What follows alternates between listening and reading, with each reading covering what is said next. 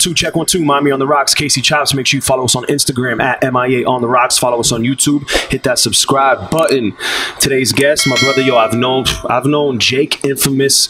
You might have been the first promoter who's ever booked me to DJ, bro, when I was 18 years old on that strip that we ran, that downtown Miami 11th Street strip. Hell yeah. Bro, so I've known you for easily more than 10 years, bro. It had to have been like 12 years, 13 years. And I don't really interview promoters, man. I have no interest in interviewing promoters, man. But you've been doing, like I said, you were one of the first people to book me to show me love. And you've been doing multiple venues, multiple parties. You've evolved into festivals now, and you've taken it to another level, bro. So I appreciate you pulling up. We got Jake Inphamous here, bro, one of the biggest party promoters in the city. So can you talk about, you know, your beginnings, like where when we first got started into doing parties? Yeah. So I started passing out flyers actually for Slip and Slide. A lot of people don't know that.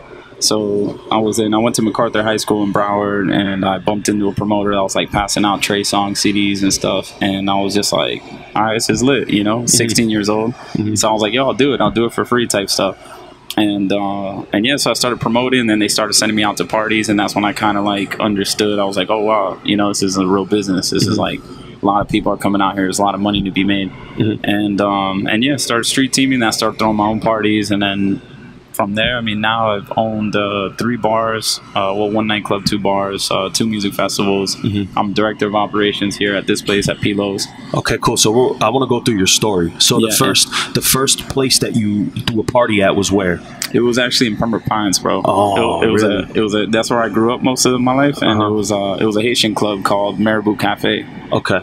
So I literally rolled up to these guys, and you know, they all did compa and soca events and stuff, and I was just like, yo, I'm gonna bring a bunch of like EDM and reggaeton acts here and shit. And they were kind of like, what year was this? This has got to be like what, like 2006. Okay. 2006. And then when does Dade happen? When does Miami happen? Is 11th Street, is that block the first? Yeah. Well, I started in Miami though. So 2003.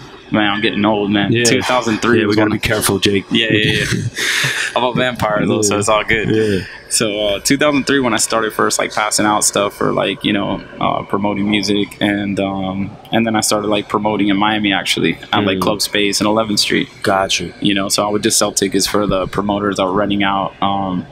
You know, nightclubs and stuff, which is actually Joe, On Track Joe. Shout out to Joe. Shout out to Joe, man. It was funny. I was working for him back then. I didn't even know him. Oh, shit. And then later we became partners for about 8 years.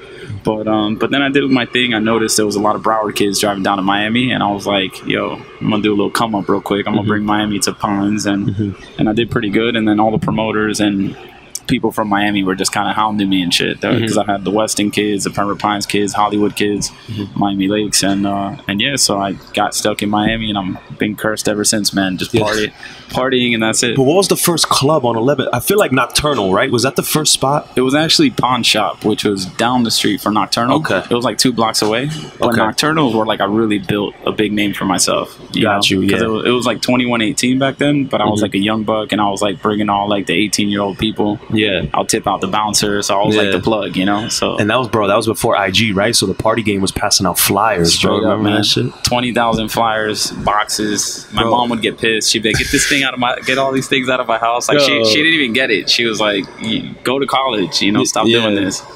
Yeah, these new promoters got it good, bro. They don't realize like the groundwork that we used to put in. You know? Man, they do a couple posts, and that's why a lot of them, their parties don't really last that long, because they don't have that like grind mentality. I was gonna say, do you think the flyer game is still effective? Like if you do that type of old school groundwork, like maybe hit the malls, or do you think it's kind of irrelevant? Or malls still exist? I didn't even know you know what I mean? Like, yeah. I don't know. I do it for like the big festivals when I'm trying to put 10,000 people somewhere. I'll hit it from every angle. But as far as like clubs, like, and just kind of street promoting, I mean, if you got extra time and extra budget, yeah, but it's not really where it's at right now, you know. So you took over 11th Street, you know, for years. I feel like that was your block, bro. They need to just name that like Jake Inphamous Avenue or some shit. Straight up, bro. And then where does it go from there, bro? Because I feel like the festival game started getting popping, like the whole EDM ultra shit started happening. That wave started happening like 2012, 2013, and then hip hop festivals started happening shortly after that. So what made you want to get into the festival game? Well, everybody always told me to do festivals, but like I always wanted to be a nightclub owner. It's like usually most people would rather own festivals than nightclubs. Nightclubs are a headache, you know, a lot of expenses. Like and they're trendy, right? So you're like under the mercy of like, because nightclubs go out of style at the end of the day. You know, promoters, you could switch to a different venue easily, of course, and bring your people, you know. But yeah, as a nightclub owner, you're like grounded. You're like stuck there. So it's like the life of a nightclub usually is about like 3 to 5 years. Okay. But I mean, Club Space been killing it for like 20 something years. Obviously they have new owners now, so they give them a good little refreshment. So yeah, so I always wanted to own nightclubs, and everyone just kept telling me like, yo, you have a lot of pool, like throw a festival. And I was like, that's too cliche. Every promoter wanted to throw a festival, and that's way more expenses, right? The money game is different with that. Yeah, for sure. I mean, they're expensive as hell, man. I mean, to get a festival really up and running without talent, you're looking at probably like $300,000. Really? Without the talent? Without the talent, bro. You're like, I mean, if you really know what you're doing, you might get it down to $250,000. But that's like city, staging, lights, little marketing budget, cops, fire marshals, all that. Yeah, it's crazy, man. And some festivals take a L too, bro. Like, that's crazy to think of you losing that much money on one event, you know? Yeah. So I had one pissed off investor who was like, bro, I just lost a Lambo. But then I made him bread again on another one, so he was happy. Got you. So okay, so was the first one Trap Circus? Was that the first one you did? Yeah, well, I mean, I did a bunch of little ones, so I don't really consider anything 3,000 people and under a festival. Okay, like promoters would be like festival this, festival that, but it's like, so I did a bunch of stuff that were like 3,000 people that were quote unquote festivals, but my first one that broke 7,000 people was Trap Circus. Yeah, and you booked, bro. Be clear, you booked Cardi B, right, when she was just getting popping, bro. So artists, I look at them like stocks, kind of, you know. So straight up, and I don't mean that offensively. Yo, you a COVID stock guru like the rest of the world, Jake? We're gonna get into straight that. Up. Yeah, we'll get into that in a second. So the artist is just kind of like, sometimes you're right, sometimes you're wrong. You know, like YB and Namir is a dope artist, still a dope artist, but I was a little too ahead with him. But for the most part, I was like right with everybody else. Kodak, XXX, Cardi B, 6ix9ine, obviously. You know, I know everybody hates 6ix9ine now, but when I did a couple of his shows, everybody was dick riding him. You know? So it was like, exactly, when he was cool. Yeah, but I got Cardi B probably like, when I booked her, she had 3 hits. She had Motorsport, she had Bodak Yellow. I forgot whichever one. Those first 3 hits she had. But I already knew. I was like, she's gonna continue to do a bunch of hits. So I got lucky. By the time the festival came around, she was the star. She was the biggest star. Yeah. Her and Kodak got into it, not specifically, but she had a couple like top 10 Billboard hits, like fast. So that's the only thing. She kind of had them fast. Yeah. But Kodak had more on a longer span. So then Kodak's management was like, his stock was kind of staying up there a little bit. His stock was still, he was like Tesla, and she was like CCIV, if anybody knows what that means. So then Cardi B was like, yo, but I got a headline. Like, I'm huge. And I'm like, and then Kodak's like, nah, she's not headlining over me, you know? And then I was just kind of like, so I put them next to each other, but Kodak had the final show, you know? Yeah. So he closed out. Damn. And how did that show do? Did that show do well? Yeah, it did really good. It was profitable. I mean, pretty much broke even, but for what we wanted to do, we did it to get into the market, and I actually got contacted by like a real big player in the festival world that wanted to buy half of the IP. And we were back and forth for like 2 years, and then COVID happened, and so that's on pause for now. Well, okay.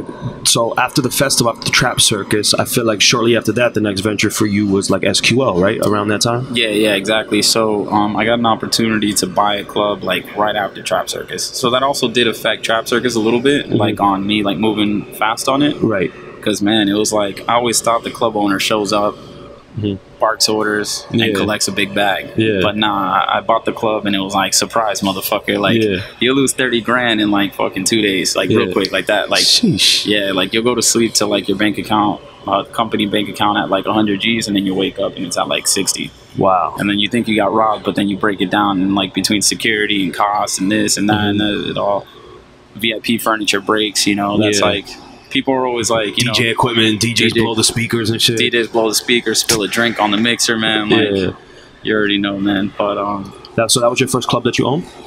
Well, I had a little shithole called Wynwood Cafe. Okay. I don't know if you remember that one. Is it familiar? Yeah, so it was basically, I did everything wrong. I was like 26, 27, and basically, did everything wrong there, but I learned a lot. And I had it popping for a little bit. It was pretty cool on 27th Street in the Cut. And then, so SQO was my first like nightclub that I ran it correctly. Right. And I got like a lot of like notoriety And then shortly after, I bought the little bar next door, which was someone else owned it.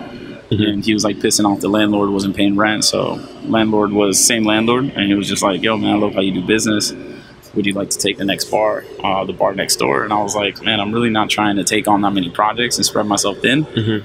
But I kind of shot him this crazy deal. I was like, bro, if you take X amount, you know, I'll take the bar per month. And then he was like, no, go fuck yourself. Like, it makes no sense. So I like straight up like got him in a bare minimum. And then like 2 months later came around and he was just like, take it, bro. Just take it. I want this guy out of here. So then I ended up opening that place called Thrift Shop, which was it was like a little speakeasy. It was like more of a passion project for me. So it was cool. That crowd was like 25 and up, and SQL was like a hardcore like party spot. And everyone thinks this game is like the party promoter, club owner game is just like, you know, alcohol and chicks everywhere and getting fucked up. But just like any other business, you take L's, bro. Like, so how have you stayed, you know, just optimistic through because I'm sure you've gone through, you know, just like any other business, you go through the bullshit and with our game, it's like seasons, right? There's ups and there's downs, and how have you stayed like optimistic throughout the whole thing, like, and passionate about it, you know? Like, you know, it's funny, man. Let's go back to Trap Circus with that, because there's like a cool little story behind it. So when I was throwing Trap Circus, Hurricane Irma was coming, so I had already put down deposits on artists and stuff. And I was like, fuck, man, you know, like Miami was about to be underwater. It didn't happen yet, so everyone was saying all this kinds of crazy stuff. Right, and sorry to cut you off, but let's talk about you invest money in a date, and then the shit could rain, something could pop up and just fuck up your whole shit. Like, it's a gamble, straight up. And you could even get rain insurance and all that, but the insurance is so specific that like they're trying to not pay you, you know, like, so this like, if it's like 6 inches you paid for, like, or 3 inches, and it goes to like 3.5, you don't get your money back. Trash. So it's crazy. So I was dealing with all that, finding all that out on the spot, you know. And I was like, damn, man. So I go up to Tennessee, and because of the Hurricane Irma thing. Right. No, actually, my bad. So I went up to Sarasota coincidentally, like west coast of Florida, just to chill and vibe with my family. And it happened to be that so I was questioning. I'm like, should I just pull out the Trap Circus right now, and should I just hold it off? But I knew that Miami needed that, because Tariq and Matt were my boys, and I saw their whole process of growing. Rolling Loud, yeah. So we would actually work a lot together. So they had a little trouble getting venues sometimes, because they would do like kind of more like hip hop events where people would spend bread. So what I would do with them is like I would let them get my night like a couple hours earlier. They would throw their like Playboy Cardi show with a bunch of like young kids that didn't spend money, which was a great crowd though, but it wasn't like a nightclub money making crowd. So then and then sometimes they'll like throw me a booking, you know, for that same night or whatever.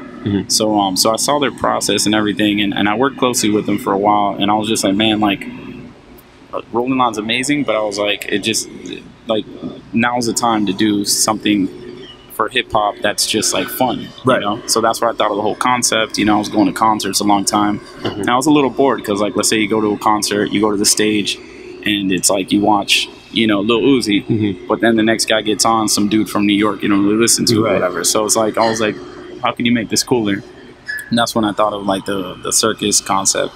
But I'm up in Sarasota, I'm questioning Trap Circus, and then I see the Ringling Brothers Museum. And then I didn't even know that. And then I found out that the Ringling Brothers are from Sarasota. Oh. So I took that as a little like omen. I was like, sign, so I'm like, damn, it's quite the coincidence, bro, but whatever. So I head back from Sarasota, and then that's when they're like, Miami has to be evacuated. So I'm like, fuck. So whatever. I had a little 2-year-old daughter at the time. So I was like, I'm not going to sit there and try to be like my brothers. My brothers are like, nah, you're a sissy for like leaving town, like whatever. But I was like, nah. And I also took it as an excuse to go vibe, you know, take a little vacation. So I drive up to Tennessee. My boy meets me out there. We're having a good time. So I'm still questioning Trap Circus. At this point, I'm pretty much going to pull out. But I'm like holding on to it through the Ringling Brothers thing and through just like my gut. And then I'm driving through these mountains. Be clear, how much money are you invested into this? There I was probably like 180 in. Okay. So it wasn't like $500,000 plus like it gets sometimes, but it was like I was gonna like lose about 180. So that was a stress too. Yeah. Because even though the investors, they knew that you know, it was out of my control, they're still looking at me like, bro, you better pull some shit out your ass. Like So, and that's the kind of guy I am. That's how I bought a nightclub. You know, I was a kid, single mom and all that, grew up, passed out flyers, ended up owning nightclubs and festivals. So I have that make shit happen mentality that drives me.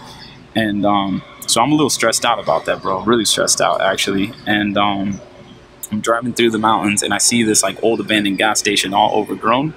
And it had this big ass sign, bro. Huge sign that was RC Cola, like all faded. And the venue that I had a deposit in was an old RC Cola plant in Wynwood. Oh, so yeah, that's another sign that God just threw you right straight there. Up, man, straight up. So I was just like, all right, nah, this is it, bro. I'm gonna run it. And I ran it, and then I crossed my fingers the whole time, and eventually the hurricane happened, came back, everyone came to the show, 7,000 people. Yeah, wow. So to answer your question, man, how do I stay optimistic? Just make shit happen, man, and believe in what I'm doing, you know? And you love what you do, obviously. I love what I do, yeah. I have a huge passion for nightlife and stuff, you know? A lot of people, they like follow, you're a DJ, you know, for the most part, and you know that music is important, obviously, right? So I've gotten into it with people like that sometimes because I'm like, yo, I love music. Trust me, that's what drives me. But I'm more into the people side of things. Right. So if the trends change, I change with the people. Exactly. It's not selling out, you know. It's like some people look at it like that, but it's like, no, bro. What I'm gonna feed people music they don't want to hear. Exactly. You know? 100%. And people always say, and like, I don't know if you go through this. Like, I feel like everyone that goes, and at the age we're at, we go through this where people are like, you're gonna be in the nightclub your whole life. Like, and I say like, I hope so, because I love two things. I love music and I love being social with people. I love people having a good time being together. So where can you have music and people, you know, they're drinking their organic self, their real self. There's no stress. People don't have to it's like art to me. I love the nightlife. You know what I'm saying? Like I hope I'm maybe not DJing, but I hope I'm part of the nightlife for my whole life. You know what I mean? Like I love it. Like and people think that you can't, you know, have a family, you can't raise kids, or you can't. I'm not of that belief. People are just projecting. How do you get those? I'm sure you've been getting those type of pressures your whole life. Like, damn, can I do this my whole life? And it's not easy, man. Obviously, you know, nightlife and being a young club owner. Most club owners are like these fat, sweaty guys. You know, for the most part. So it's like being a young club owner is like it's you know it's tough on relationships. You know, you got all these chicks just like trying to be extra friendly with you or whatever. And so you know, but I make shit happen, man. So I got a girl and I got a little baby, and I you know, she has a real nice household. She has a nice place, and I give her all that. I give her a lot of my time and stuff. So it's all about what you want to do, how you balance it, and just I mean, some people, they just want to live the rock star life their whole time. I know tons of guys that are like 45, 50 years old. They're still freaking having threesomes with like chicks and and all that. And like, but they're happy. They don't want kids.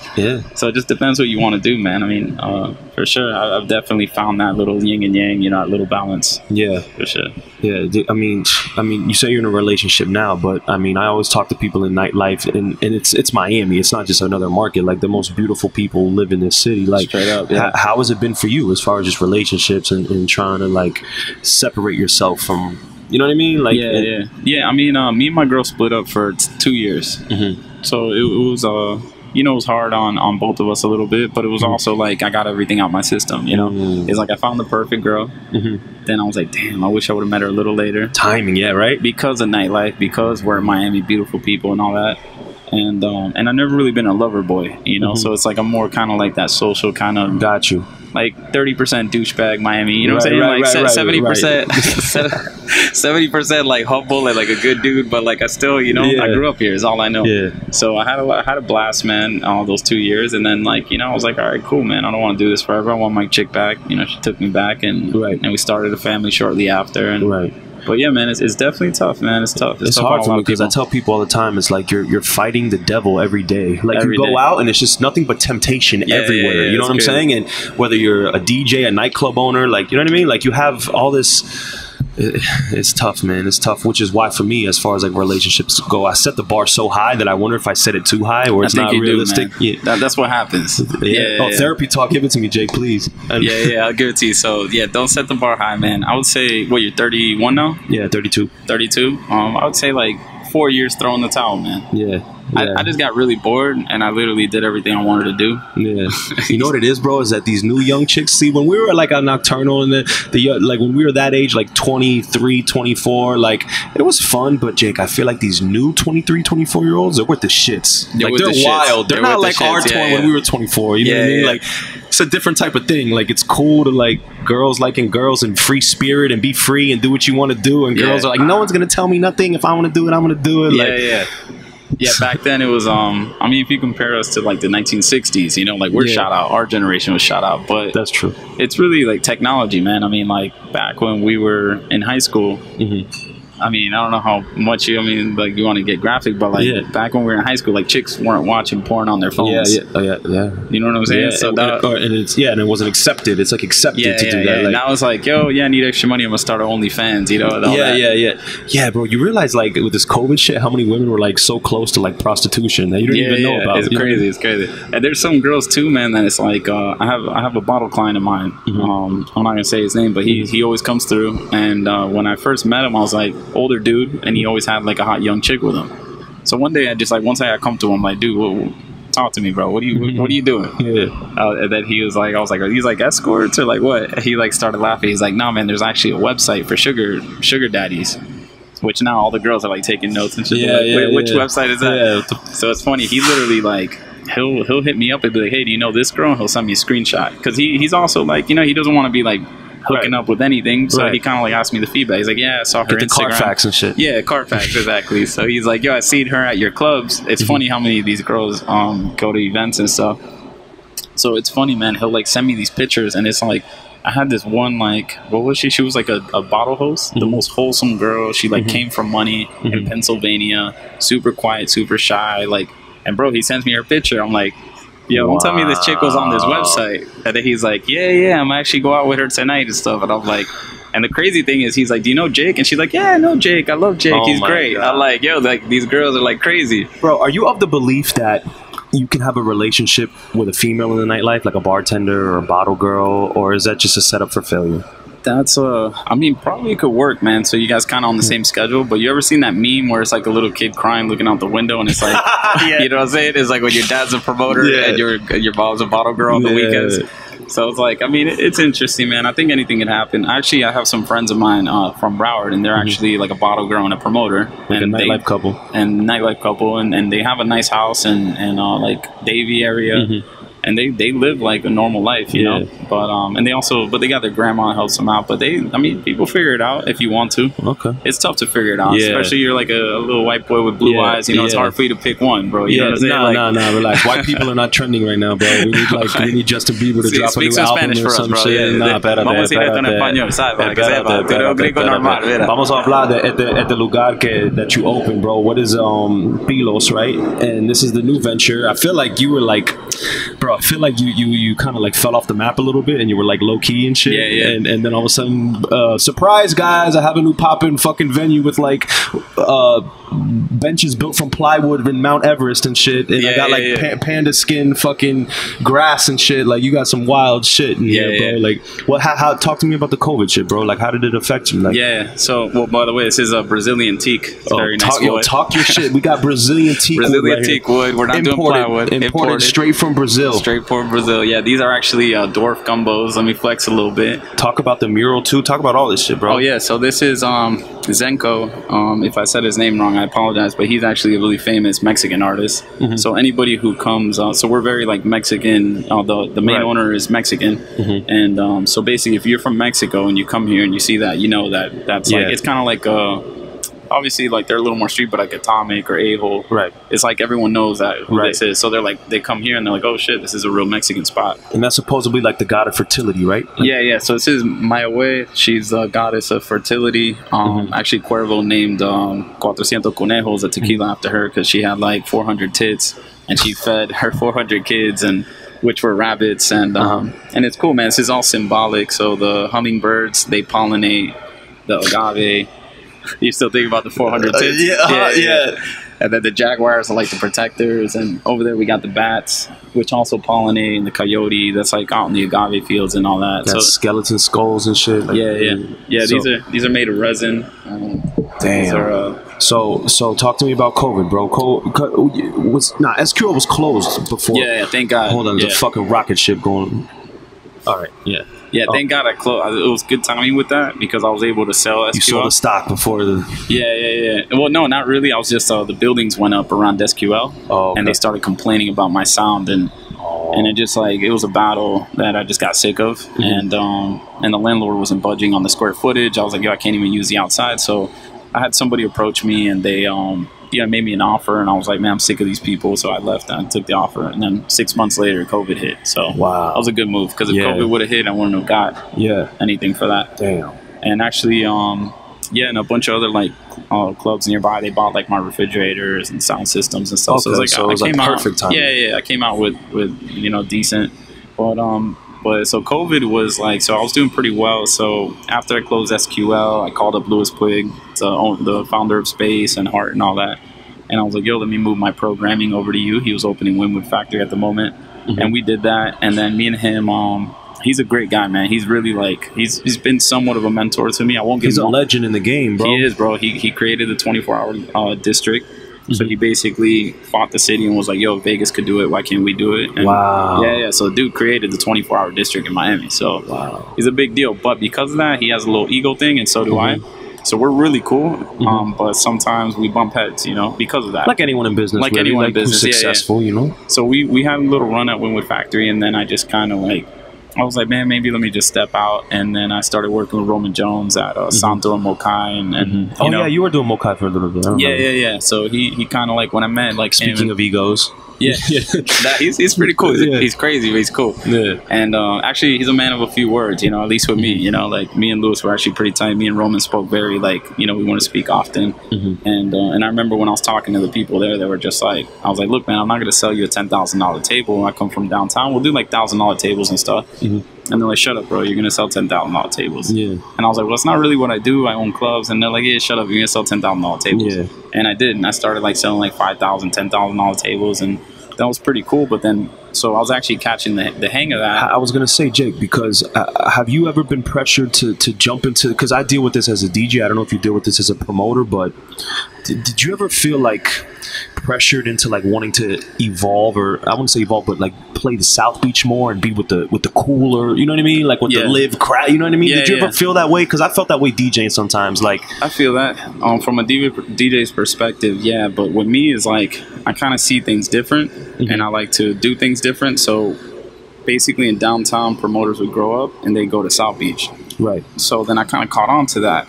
I'm like, yeah, go to South Beach. Yeah. You're gonna make mad bread there. Get out of here. Yeah. So I basically monopolized on purpose the downtown. Like you said, I've ran every club on that block. From like all 5 clubs that were on that block. So that's basically why I never really fully went to South Beach.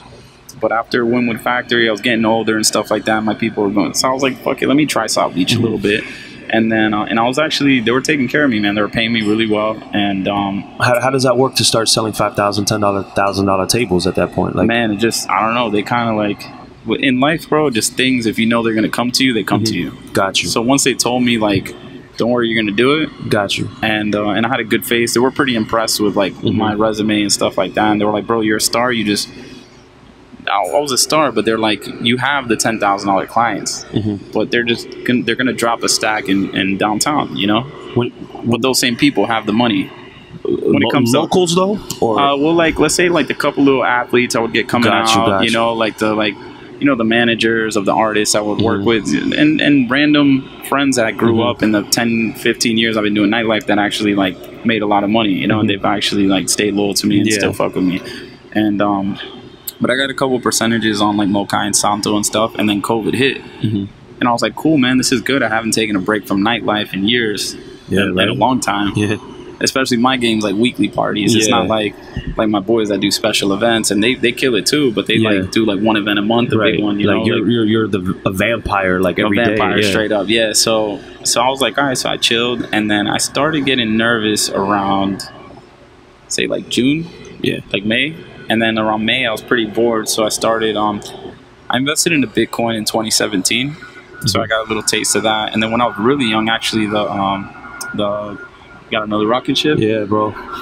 So I got kind of bored around May, and the club in Pembroke Pines with the Haitian owners, they actually taught me about the stock market back then. Wow. Yeah, super cool dude, Reggie and Jerry. They're out of Boston, and they saw I was like really business minded, and I would see that one of them would like sit in front of the TV from 9 to 5.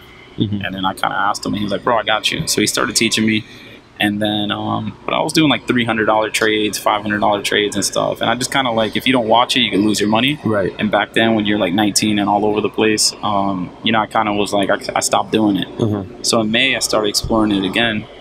Because I was like, okay, I'm not having any income at all. My lifestyle hasn't changed. I still got the condo on the bay. I still got the Ducati. I still got, you know, the Lexus and all that.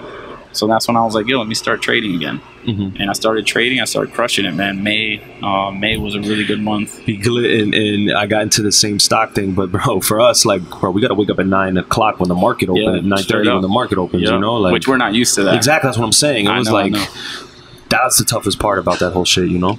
But yeah, so dope. So you got in the stock game and you had success relatively quick. Like I did it full time because I was waiting for the clubs to open. Were you day trading, like charting and shit, like learning charting and shit, candles and all that? Yeah. Oh shit. So basically swing trades and that's what I was doing, man. I was just literally sitting there from 9 to 5, 4:30, and just like watching it and like doing swings. I got into all these group chats and stuff. And then I started like talking about it on Instagram because I was like, damn, I knew a lot of friends were hurting, even successful people. You know, it's crazy. Like successful people weren't making income in certain type of people, not just nightlife, you know? So I just started talking shit on story. I'm like, yo guys, by the way, look, I'm investing into this today. I'm not telling you what to do. I'm not a financial advisor, but I'm telling you what I'm doing. And then I started building up a little crowd with that. And then people would tell me trades, like some random dude that like sold sneakers would be like, yo, you're trading? I'm trading too, bro. And like, look into this. Like GameStop was actually a DM, you know, it was like this young kid that's like been following me forever, and he just was like, yo, GameStop's at $36, and I was like, yeah, I'm not feeling that. Yeah, it's GameStop. Like, and then he was like, bro, I just trusted him. He just kept pushing it. He's like, yeah, so this kid just kept pushing GameStop on me. He was like, trust me. And then like I said, fuck it. And I bought GameStop at $36. Yeah, but the thing is, it's not like that popped because it was like a good company. It popped because like some dudes were underground, like together mobbing up, and you know what I mean? Yeah. So technology, man. Yeah. You know? You just social media. They, you know, these young kids on Adderall on Wall Street Bets were just like, screw it. They were bored. I guess Corona, they all lost their jobs or something, and they were just going at the Bears, bro. They were going after Wall Street. Yeah. And then you had a bunch of young bulls versus bears, man, and they were just doing shit just to do it, you know. And I knew that, so I was always very careful with those kind of like BlackBerry, GameStop, the meme stocks and shit. Yeah, the meme stocks, you know, because I already knew what they were. Yeah. But bro, like you get the right ones, you swing them, you know, like it was doing good. So while I was doing that, I was focusing on my music career. So I do music publishing. So really. Damn. Yeah. I think we spoke about this briefly, but yeah, get into that, bro. So the cool thing about Corona, first of all, it opened my eyes of how much money you can make with stocks. So I got into music publishing around Trap Circus. I was managing Lil Toe. So I was managing this kid Lil Toe. He was very like self-sufficient. He was like super smart with marketing himself and everything. And then I met this dude Rocco. Rocco Did It Again, the producer, and he actually showed up. I had done tons of bookings, so I knew this guy Brian from Ace Hood. Like when Ace Hood was hot, I was booking him, and so Ace Hood's manager is like, "Yo, you're doing Trap Circus. You know, Trap Circus opened a bunch of doors for me. If you guys haven't noticed already, you know." And so he's like all those plugs with the managers and shit. Yeah. So all the managers came out of the woodworks. I was everybody's friend again. Everybody, you know what I'm saying? You know how it is, right? Yeah. So this dude, Brian, really cool dude. You're everybody's friend now, Jake. Yeah, I noticed that, bro. I opened up kilos and the shit's like packed every night. Everybody's my friend again. Yeah. Crazy. But so this dude Brian's like, yo, I want to introduce you to somebody. But I was so busy. We were a little disorganized. It was my first like major show. So the cops were pissed off. They're like, hey, man, you need to control the crowd, and we're going to shut you down. And I'm dealing with all that. And then Brian, Ace Hood's manager, is like, here, like, yo, I want to introduce you to my partner and this and that. And I was like, dude, now's not the time. And I kind of like, you know, did my thing. And then someone else brought up Rocco Did It Again to me. And I was like, oh, yeah, he was at my festival. And then Joe, actually, because Joe was he was Teach's assistant, Big Teach. Shout out to Big Teach, House of Mac. And he was actually like, yo, Jake, Rocco's big, bro. Yeah. You know, he's big. He's like, what are you doing? Like, talk to him. Yeah. So it wasn't even nothing I didn't want to talk to him. I just didn't think about it. I was just busy. Bro, he wrote like Future songs, I think. Yeah. He did a bunch of stuff. Yeah. He right now he has the song Best Friend with Doja Cat and Saweetie. Yeah, that's his. Play that. Yeah. That's his beat. Rocco Did It Again. He did YMW Melly 223s. The Baby, NBA Youngboy Jump. I mean, he has and then old school to T-Pain. Like he has like tons of stuff, bro. Tons of stuff. So basically, So he came to me to invest in a trap circus. So I was like, oh, so I started talking to him. He's like, yo, I love trap circus. We started talking about that, and then just kind of shit went cold. And then he just calls me one day. He's like, yo, let's meet up. So he pulls up, and then he's like, yeah, man, I just want to let you know, I don't think trap circus is a move, because it's like too risky to like invest like 600 grand into a day. And then so I was like, okay, cool, I appreciate that honesty or whatever. But what are you here for then? Yeah. And he's like, well, you've been telling me about this kid you picked up, Preza, and I love him, man. I love him. I want to partner with you on him. You know, so this kid Preza, we're about to release him now. Such a long process to release an artist the right way. Right. And basically, Rocco introduced me to Dr. Luke. Which Dr. Luke is either the second or third producer in the history of music with the most #1 hits. Wow. Yeah. So from there, man, Luke just kind of like, really, Rocco and Luke, they flew us out to LA, and they kind of just taught me the whole thing. Like, yo, management sucks. You know, it's like you get fired. It doesn't suck. You make a lot of money, but you could get fired at any point. You get people hot, and then labels bring their own management, and then you're done. Cut out the small guy. So they taught me for no reason, really. They just looked out and taught me the whole game. So I have a joint venture with Luke and Rocco now, and I got a couple people signed to him. And yeah, man, I've just been hustling more on the songwriter and producer side. Yeah, like you said, the publishing side. The publishing. So what is that? What are the goals in that realm? Like you have the artists, like you have artists that you're trying to release, like label. Yeah. Well, what I do on the publishing side is I get placements for like the producers that I have. Gotcha. You know, so I'll put them through my contacts. Obviously, Luke and Rocco are huge. And but I also got Preza signed on the label side too. Okay. So usually when a kid's gonna be like a star, you want to sign him on the label side. Right, exactly. You know, if there's more like a quiet kid, but he's super talented, you sign him on the publishing side. Right. You know, so I've been doing both. I have a joint venture on both sides with them, and Preza's he's really good. And I met Charlie Walk actually. I don't know if you're familiar with Charlie Walk. That sounds familiar. Yeah, he was on the show before with Diddy and Khaled. Okay. I mean, he was a president of Republic. He was a president of Columbia. Like big dog, you know. Funny ass character too, man. He's the shit. He's a star, bro. That guy walks into a room, everybody knows him. And so I met Charlie Walk through Luke and these guys. And like I said, like they opened tons of doors. And then randomly I get a call, right? We're in Corona. I'm doing trades. I'm getting Preza ready to release. I'm getting him a bunch of hits. Like we're like in the studio. I put him in the studio with Nitty Gritty, which just got nominated for a Grammy this year. I put him in the studio with like tons of other people. And so I'm like working that like music side. I'm trading. And that's really what I was doing. That's what I kind of looked like. I was like, but I was also enjoying going to sleep at like 12 o'clock. Yeah. It was crazy. I would wake up at like 9 in the morning feeling refreshed. I'm like, wow, like no hangover. This is what real life is like, bro. Yeah, real life, bro. I was like, I finally grew up. And then right when I thought I finally grew up, Charlie Walk calls me, which, by the way, Charlie Walk's the man, bro. So it's like anytime he calls, you answer the phone. And he's just like, hey, Jake, listen, man.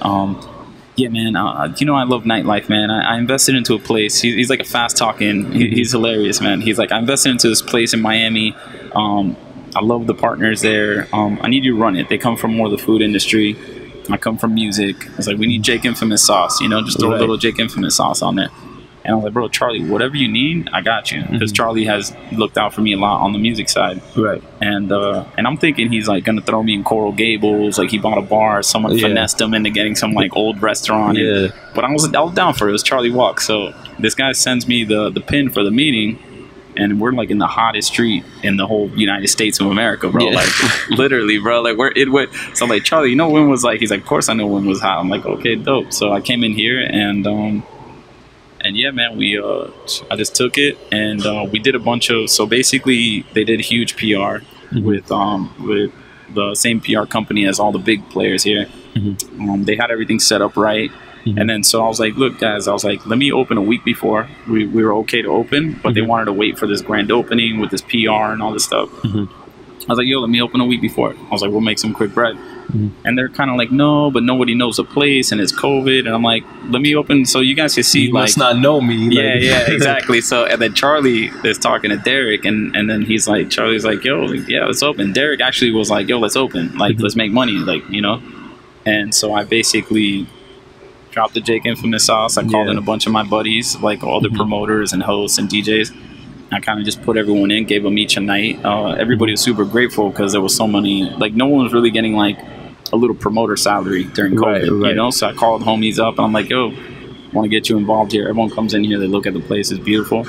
And man, we slammed, bro. We did like, I don't want to say how much numbers we did, but we did more numbers than I've ever done in a week like that, like here, like that instantly. Yeah. Even Derek's the main owner, and he was like, why do you think we're so packed? I'm like, bro, you do not know who the fuck Jake Inphamous is, like, what do you mean?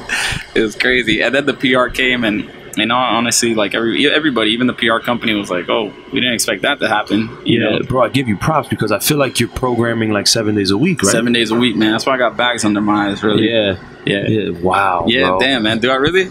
No, cool. I'm talking about programming 7 days a week. I'm thinking about that shit. Like, bro, like, that's not easy to do, you know? And never done it before. It's my first time. How are you feeling? Or how do you feel about just the future? Like, it feels like the COVID shit is kind of wrapping up. How do you feel about just the nightlife in general in Miami and moving forward? South Beach, Wynwood, you know? Like, yeah, well, I mean, I live in the area, so I kind of started noticing people just started coming out. That's why I got so comfortable to like be able to like open up, and people are just coming out, bro. They just after a year or like close to a year, that I guess they just got sick of it, and they started coming out, and that's when I was like, okay, cool, I'm gonna jump into this and I'm gonna do it right. But the numbers we're doing is like the numbers we're doing is like pre-COVID numbers actually, in a little span of time. Yeah. Because really, we make all our money in 2 hours now, from 10 to 12.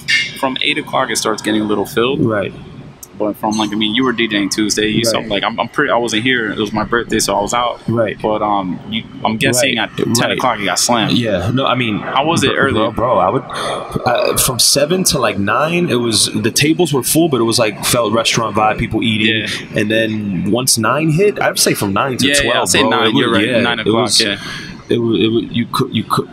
I don't want to say you couldn't move. That's not good to say right now. But like, it's not good to say right now. Everything, the tables were full. Like the tables, the bleachers, everything was sold out. You know. Yeah. It's funny. Preza was calling me. He's like, yo, he was all wasted over here, and he was like, yo, KC Chopz is the best DJ in Miami, bro. He's killing it. Jake, now let me talk my shit, bro. This is the thing. Like, I've built like.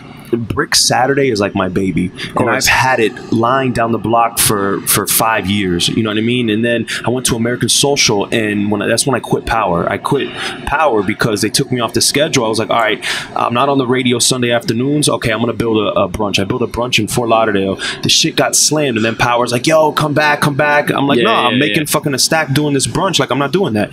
So I quit the brunch. So I quit Power, and so basically, like, I feel like I get slept on because I've built parties before. Like, I tell people all I need is a month. Give me like a month, like 4 weeks consecutively, and the music and the vibe, people will come back, bro. And from 7 to 9, I'm here at every single table. Hey, how's the music? How's everything? It's my new Tuesday. They're like, okay, it's amazing. So like, I don't know. I like building shit. You know what I mean? Yeah. Like. But yeah, bro. No, you hold weight though. It's not just that you build shit. You were on the radio for so long. Like, everybody knows KC Chopz, you know. Right. So it's like another stamp that makes your life a little easier, honestly, on coordinating these events, you know. Right. But it's not easy still. Exactly. And that's the thing I struggle with. I mean, we're like therapy talk right now, but as like a DJ, like I was talking about the South Beach, like the cool crowd and shit.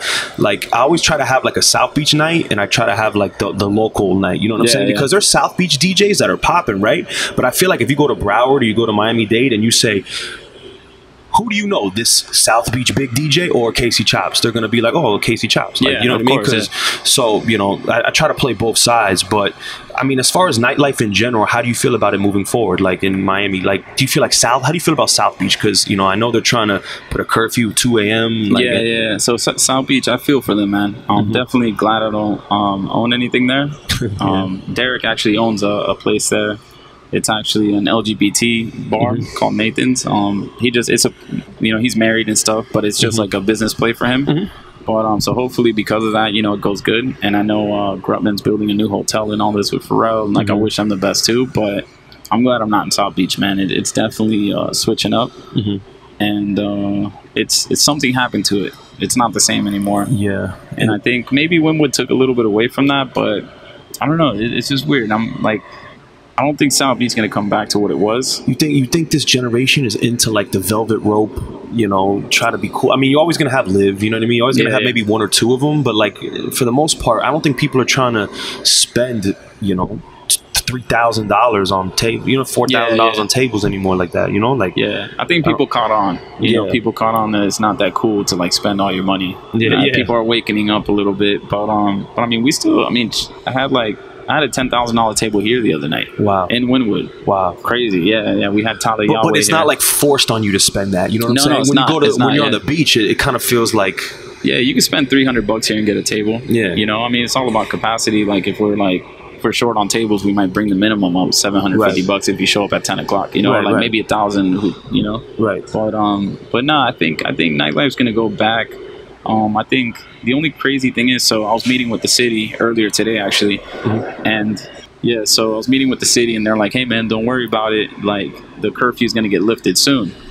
They're not telling me officially, but they're like, "I tell them we actually had the mayor come through here, which is a good move." You know, like I saw that, bro. You guys like cut the ribbon and shit. Yeah, had the mayor of Miami. It's dope, man. It's dope. But it wasn't him though. Someone else from the city, and they were just like, "Don't worry, we're gonna lift the curfew."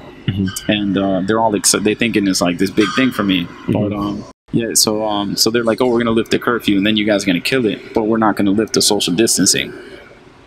Yeah. So I'm like, hold up, man. I'm like, actually, what does that mean? That just means that they're gonna have keep the capacity rules, right? Yeah, they gotta keep the capacity rules, the mask rules, and all that.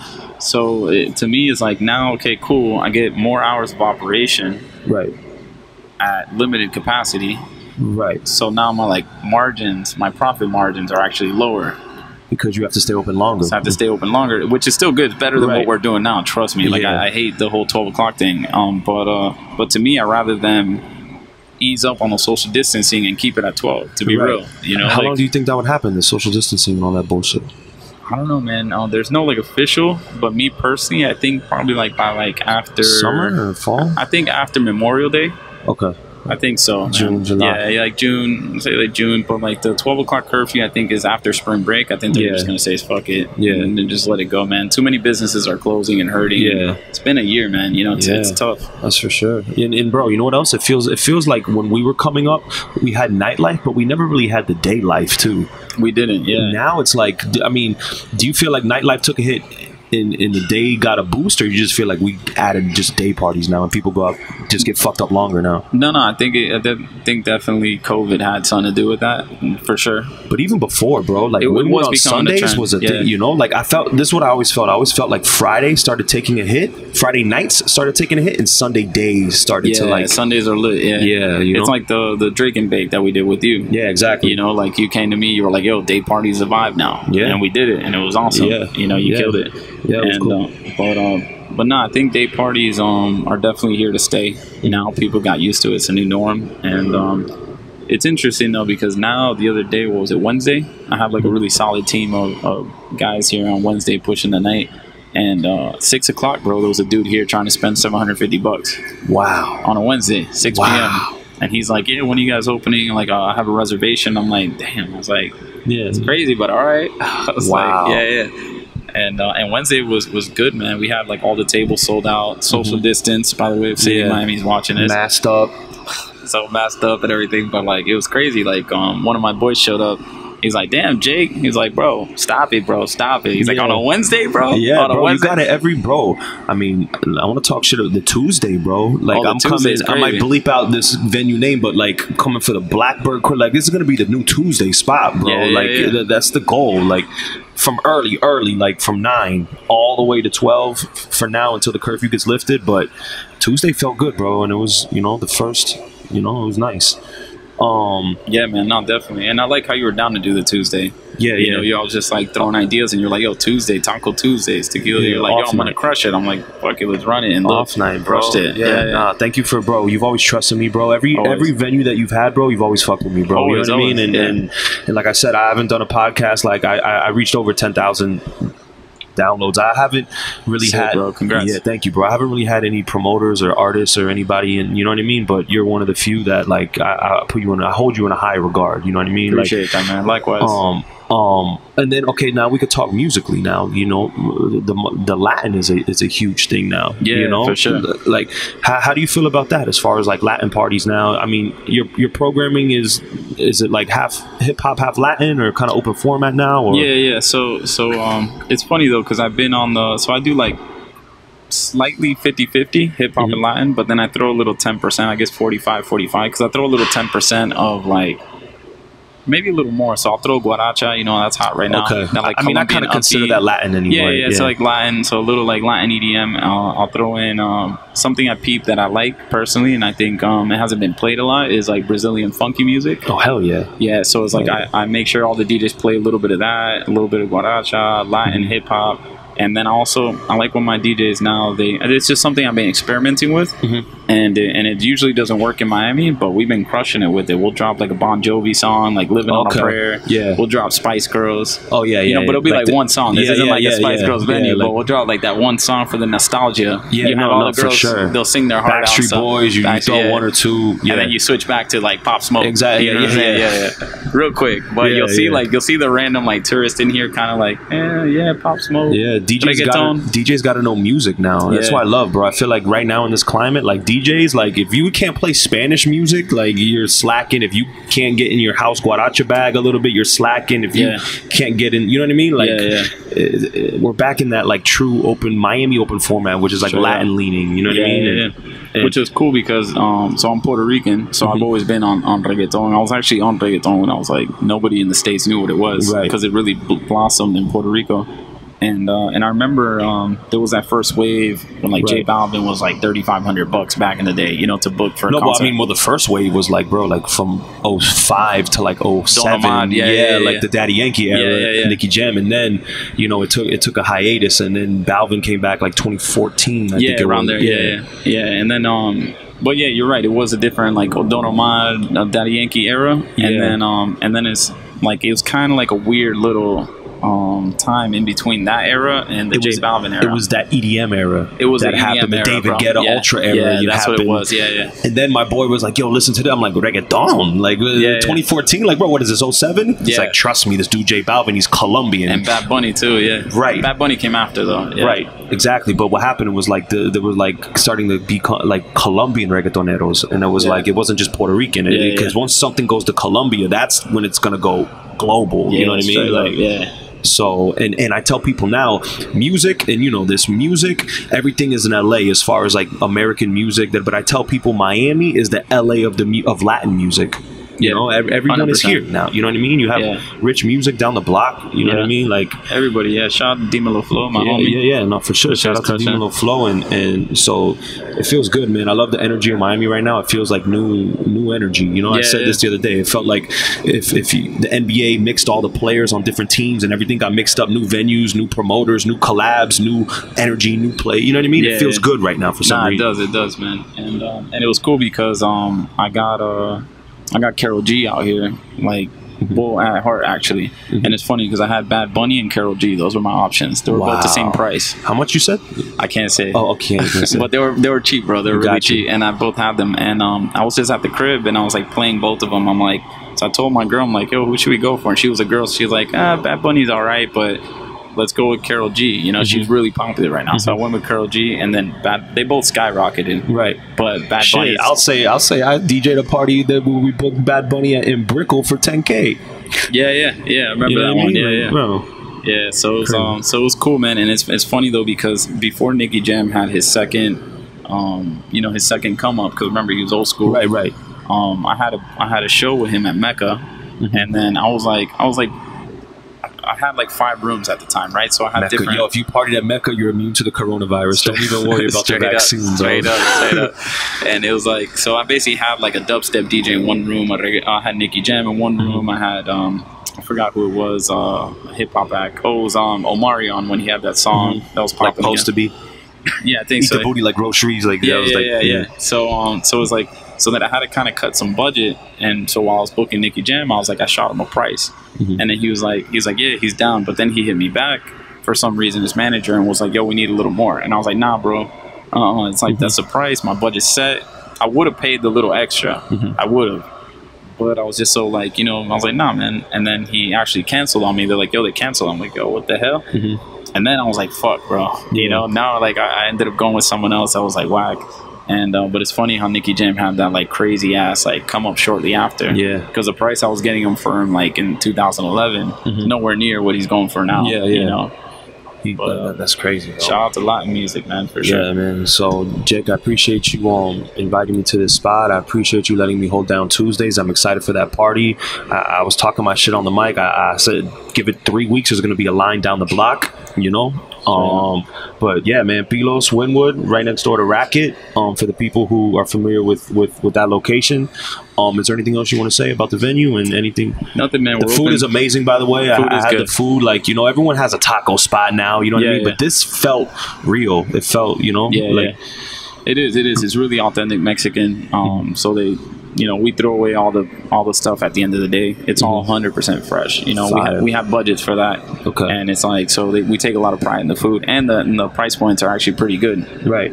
You know, so it's that's what we want. I mean, food's second. Obviously, we sell like liquor more than anything, but food is second. And we really like don't want to be that place with the bar tacos that taste like crap. You know. Yeah, exactly. And it's all real authentic Mexican street tacos. Yeah.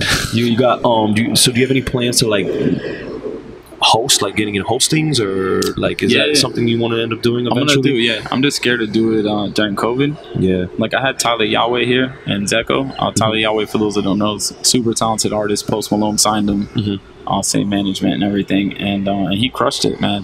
He crushed it. But the only thing with bookings nowadays is that the code enforcement, or the cops could walk in here at any point and be like, nope, you're too packed, shut down. Yeah. So now I got to... Because the goal to book someone is to get it packed. And so if you can't have it packed, then what the fuck are we doing? So like now I got to like, let's say they do pop up. And it is, I mean, I social distance like pretty decent.